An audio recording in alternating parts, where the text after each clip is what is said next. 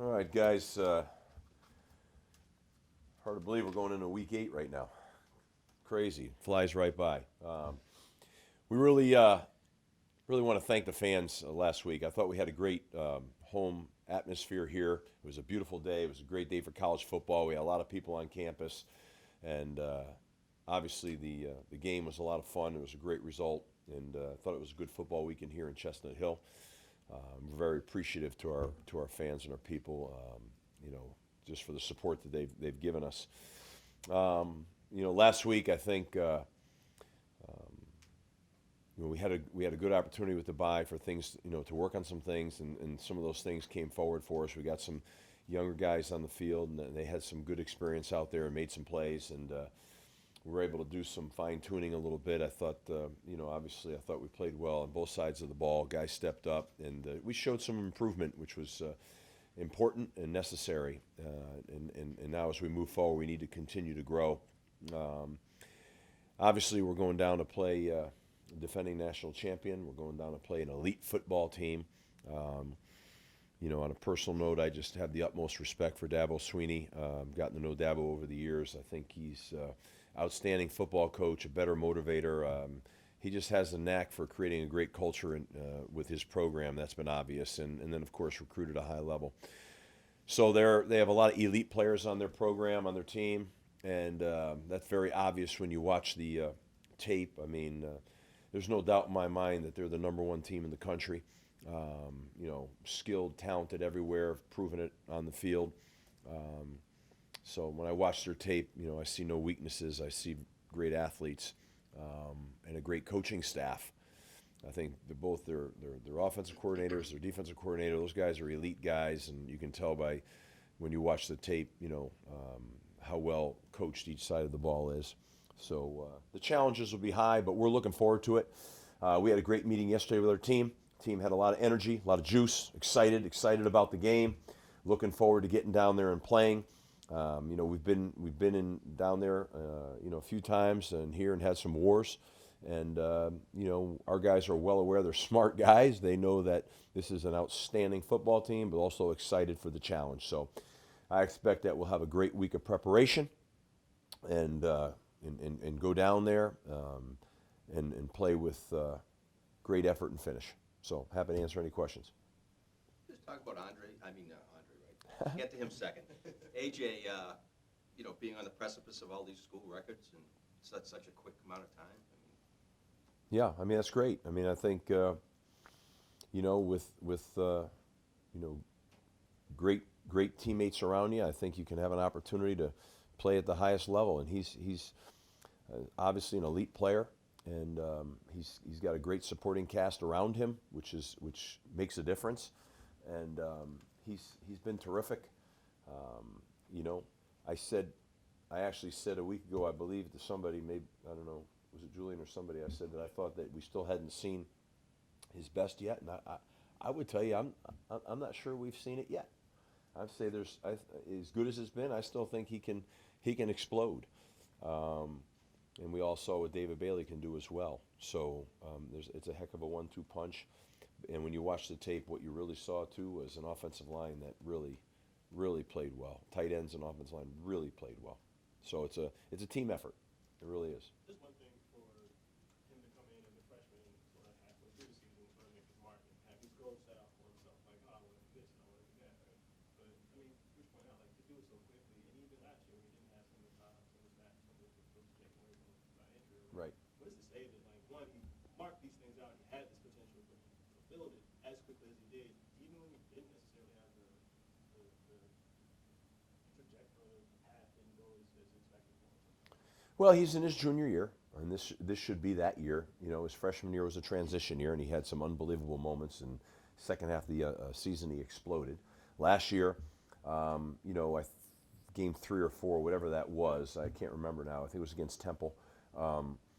He had that horrific injury. That was a rough injury. Now, I mean, for a normal human, that would have probably been a surgical deal. But he's just so, physically big and strong that what he had was a severe high ankle sprain, a really bad one, and he tried to gut it through the whole year, and he wasn't himself until the bowl game. I was just watching last year's tape, obviously against Clemson, and watching him run. I mean, you're like, wow. You look back, like, wow, he was like really half of who he is.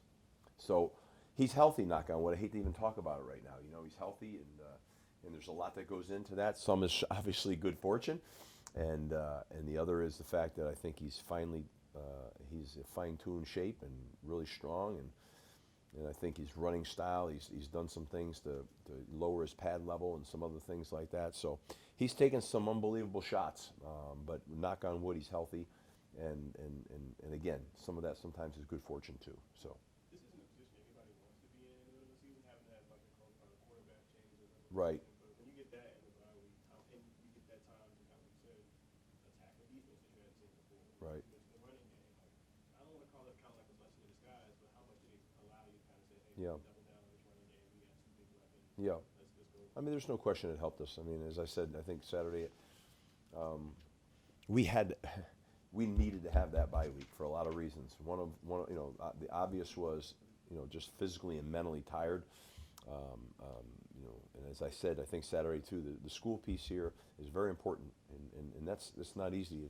And everybody brushes over that, but this is a very challenging school academically, and our guys compete in the classroom. So we needed it for that, and then we needed it for the obvious, which was get some young guys accelerated, make a few adjustments on both sides of the ball schematically, and all those things, they paid off. So that's good fortune that it fell for us at that point in time, for sure, no doubt about it. Kind of like bounce off tackles and break away the way Andre did. I mean, that kind of same stiff arm. I mean, they get a lot of qualities I see. Yeah, I mean, I think that's fair to say that. Yep. I mean, they're big, strong guys, big leg guys. It's hard to tackle those kind of guys. David Bailey's in the same boat. I mean, people just ricocheting off of both of them. I mean, it's hard, and so they get a lot of people trying to low tackle them all the time, which is dangerous. But yes, you saw that with Andre for sure. Same kind of stuff. What impact does having a game like last week have for guys like, I don't know, like Sheeta or Jason and young guys on the defense going into, Clemson where, two Yeah. chains, got to attack the defense, right? Yep. Now, they have like a confidence builder going into Yeah. it, which is going to be a super tough.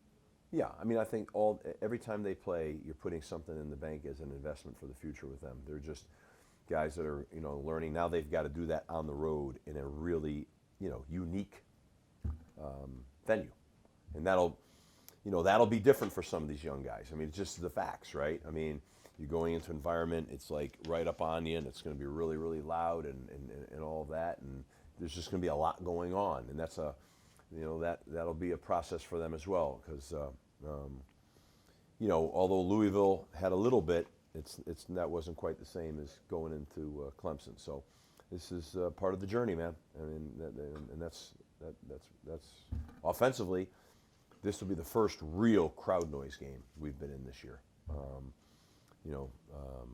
We handled it in Louisville, and I'm not worried about it with that crew. But I mean, it's a factor. You watch the tape, teams come in there, and you can see them, struggling communicating a little bit. Now, the good thing for us is everything is signaled, and so we're not a lot of talking going on anyway. So it doesn't affect us quite as much.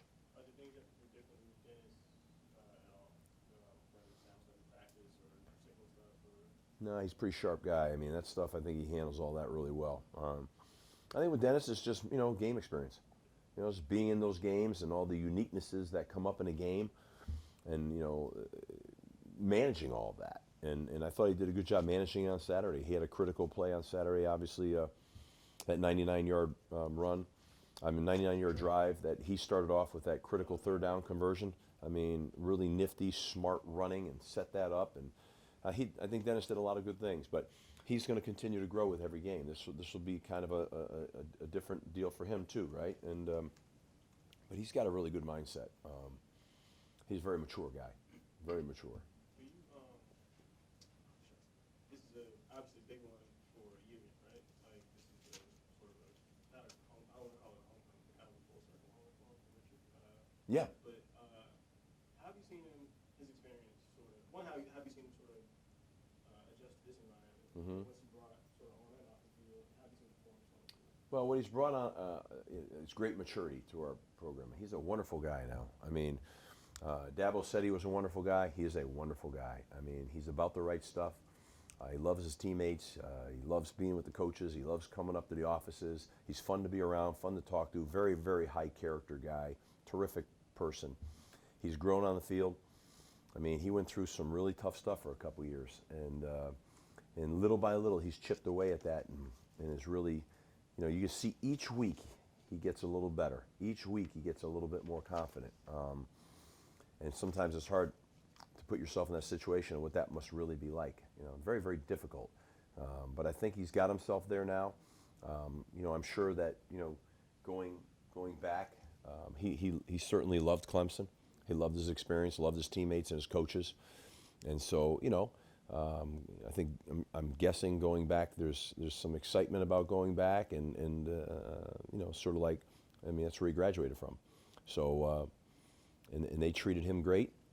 He had a lot of respect and love for those people. So he's probably got a mixed bag of emotions going back in here. But I saw him this last night. I actually said something to him, and he's pretty fired up. As you can imagine, he would be. That's what I agree with like when you guys were going over this being a good fit for him, kind of what he might have explained the opportunity might have been to him, and then kind of how you sort of, whether it's from what you learned about from that, or how you saw him fitting in here.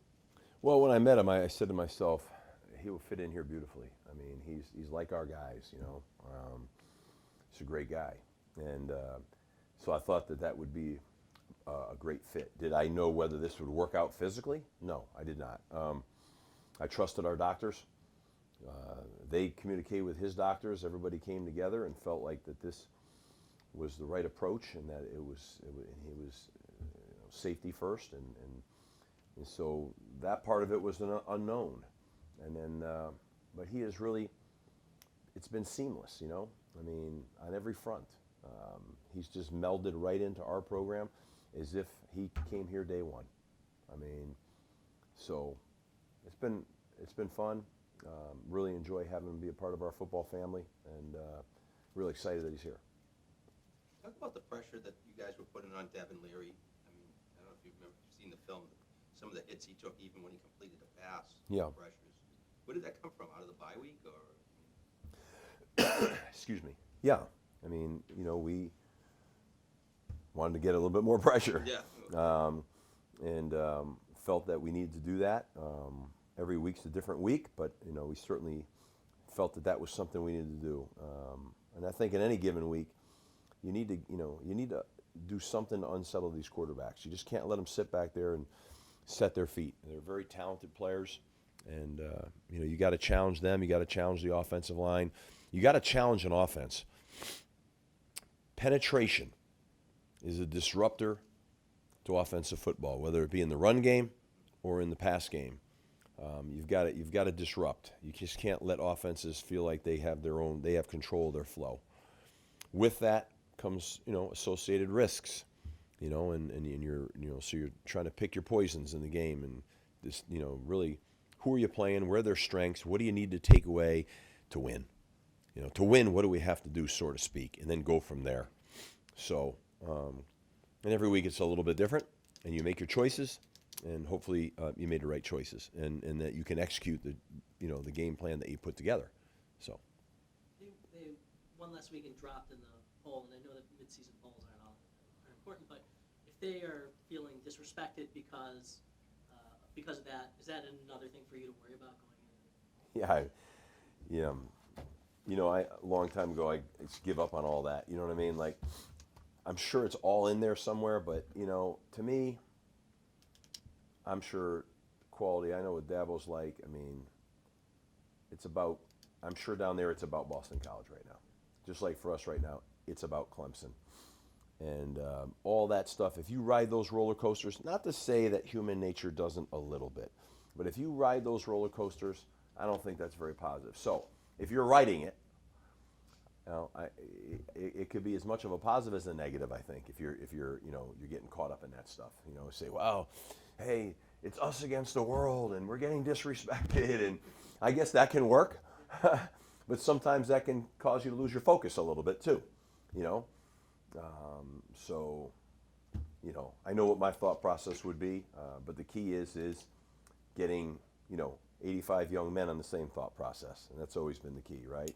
But come on now, they've been there before. I mean, these guys have, they've won championships, national championships, conference championship. This program knows how to ride through the emotional ups and downs of everything, and because they, what is it now, 22 straight? I mean, that's really hard. Everybody has bad days now. That's really hard. You're everybody's big game. You're taking everybody's best shot. That speaks volumes to what Dabo Sweeney and his staff have done down there to me. That's very, very difficult to do. So I would put them in the expert category of handling noise. Any thoughts of activating Isaiah for the last 4 games, Kentucky? Oh, yeah. Okay. Yeah, absolutely. Well, I mean, where is this? Is he better? Is he ready? Is he He's practicing? What's he He's doing? better every week. Yes. The simple answer is he is practicing. And, I too just keep, I want to make sure that he's, super healthy and, everybody's crossed the T's and dotted the I's. And, but he's doing fantastic. I know it's kind of like Steve, we're going into week 8 now, and we've been talking about this. I got it. But, I mean, all I can tell you is it's not a exact science. Will he be back? I mean, can I tell you 100%? Probably no, but I mean, in my mind, yes, he will be back this season, in my mind, unless something changes course here, which I guess could happen, but it hasn't. So I would anticipate that we're getting real close. What does real close mean? I said that before, so I sound like I'm full of it, and I'm not trying to be. He's real close. And I would say we will see him certainly at some point before this season comes to a close. Yeah. All right, guys. Thank you. Appreciate it.